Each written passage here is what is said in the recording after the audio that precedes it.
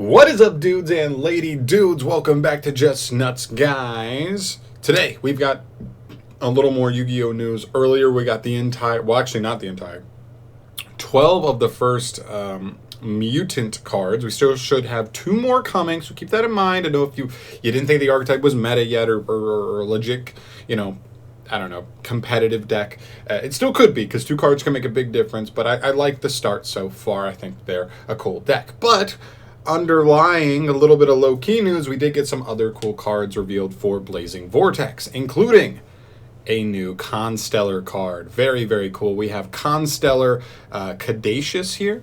This is a light spellcaster effect monster. He's level 4, of course, with 1600 attack, 1550 defense, and he has 2 Hardened Returner effects and a 3rd effect as well. His first effect reads: if you control a Constellar monster other than another copy of himself, he could just summon himself out of the hand. That's pretty nice, actually.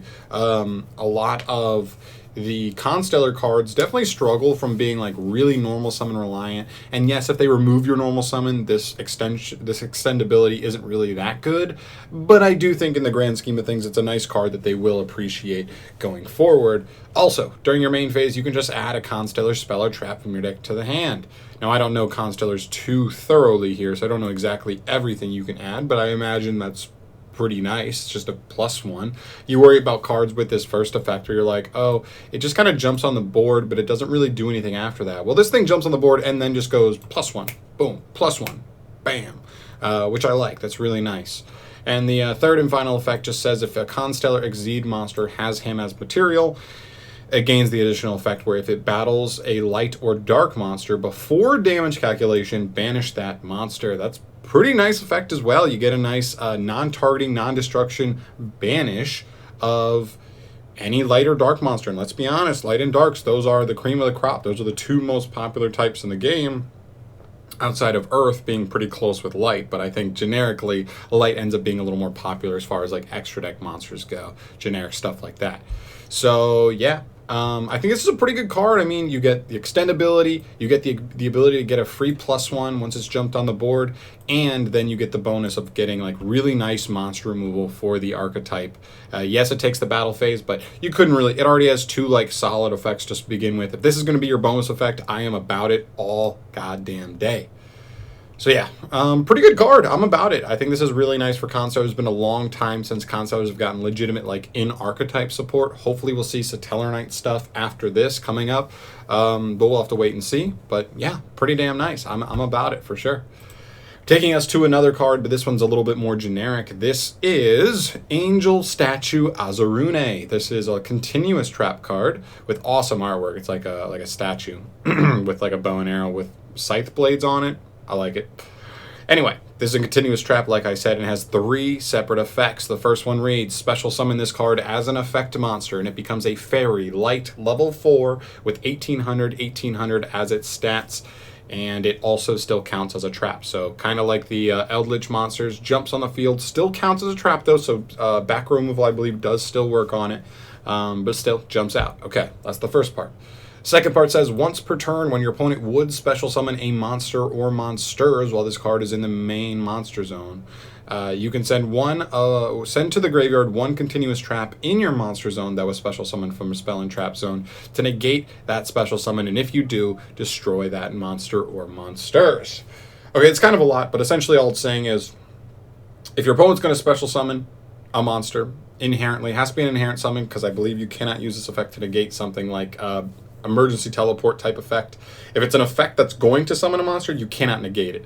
If it is some kind of inherent summon, you're either summoning something from the extra deck or doing a not normal summon, like an inherent summon effect from hand, you can negate those. So just keep in mind what you can and can't negate, but still a pretty strong disruption. It's kind of like a Solemn Strike-esque effect. It just doesn't negate activated effects, only the summons, but still a pretty good disruption, all things considered. And I think it's also important to note here, this can send any continuous trap in your monster zone to the graveyard. So I believe if you just play this in Eldritch, you could like Conquistador your opponent, or Hawkero them, or even God forbid, you could even, what's the other one, Guardian them, and then you could use this to then send those and keep this up on board. This is a once per turn, but it's a soft once per turn and not like a once while this is on the field or anything. So at next turn, do it again. You just keep this on field. You maintain this beater on board and get some work done, right?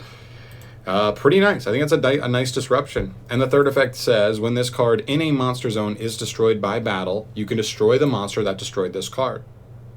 Well, that's another removal effect. Doesn't target, but it does destroy, so it's not the greatest thing. If it banished, it would be really good, I think. I think this card would be really, really like good if this effect banished. But still, I'm not complaining. Worst case scenario, you could just summon this card and beat into something. Just to force a negation or just to remove something. This is going to be, I believe, in the damage step, so you wouldn't be able to be negated by a lot of different effects, and that's pretty nice. So I definitely like that a lot. I think this card's pretty nice. It's just one of those things that if your opponent if your opponent tries to play around this and doesn't give you a chance, you keep the 1800 beater that they can't really afford to out by battle, so they have to add in other ways, and they don't want to waste like removal on like a continuous trap. Like that doesn't seem very good. And if they do, they get punished by it. If they do have to add it by battle, they do get punished by it. Or you could attack into stuff just to trade this 1-for-1 with a big monster that you need to get rid of. I think this card's no joke. I actually think this is a really cool card. I'm definitely going to look at potentially splashing this card in a lot of different like control strategies that I play, and definitely going to be taking a look at it. It's also level 4, and these can be used for Exceed summons, so that's another thing, is rank 4s become possible with a card like this if you really wanted to. So yeah, that's pretty much it. There's not really much here other than this. I think this is a good card. I really do.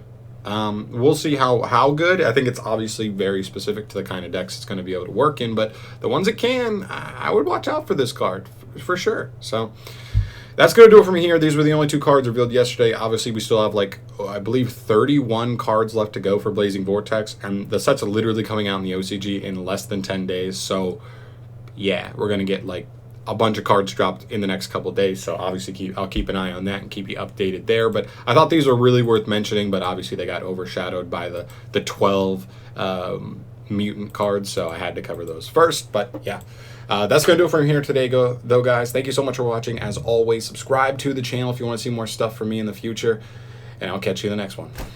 Peace.